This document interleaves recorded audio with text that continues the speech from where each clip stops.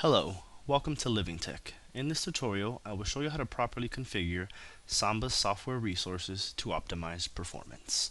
In the left-hand navigation menu, click Computer, navigate to YAST. YAST is a control center for administrative settings. Allow this to load. You will be prompted for your administrative password. Type this in and make sure the Remember Password tab is unchecked.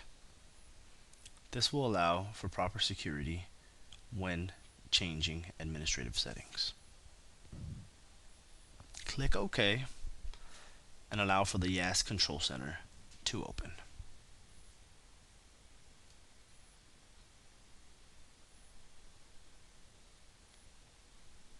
On the left-hand side of this menu, you're going to navigate to Network Services. Scroll down on the right-hand side until you see Network Services XINETD. Click this and I will go ahead and explain exactly what this service is. In computer networking, XINETD stands for Extended Internet Daemon. This manages internet-based connectivity. In a future tutorial, I will show you how to use Conqueror, a file browsing / internet browser, to configure Samba's configuration file. On the right top hand corner, click Enable. Allow for it to load once more. Navigate on the right hand side to a system service by the name of SWAT. SWAT. The status should be currently off. You want to make sure you toggle the status on the right hand side of the pane to on. Once that is completed, click Finished on the bottom right hand side. This will write the settings to the configuration file. Next, you will navigate to System. There we go. On the right hand side, you will scroll down to System Services Run Level. You will toggle on a few more settings. Let me go ahead and explain those. NMB, this provides the NetBIOS and IP address name service to the Windows shared computers over the TCP IP network. Then SMB, you will toggle that on as well, which is Server Messaging Block. This operates on the application layer network protocol, mainly used to shared access, files, printers, and miscellaneous communications. So, scroll down and navigate to NMB.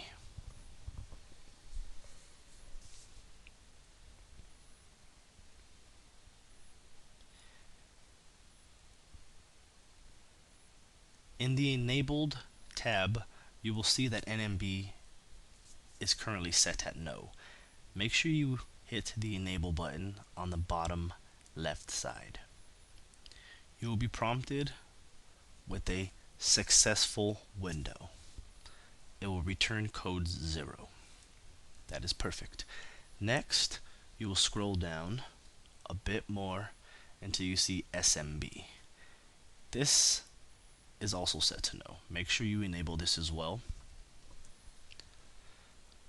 Right below that, SMBFS will be used for file systems. That is actually set to yes, so that is perfect. Make sure that is set to yes. Scroll down a bit more and make sure that the XINETD is toggled on to yes, which we configured a few moments ago.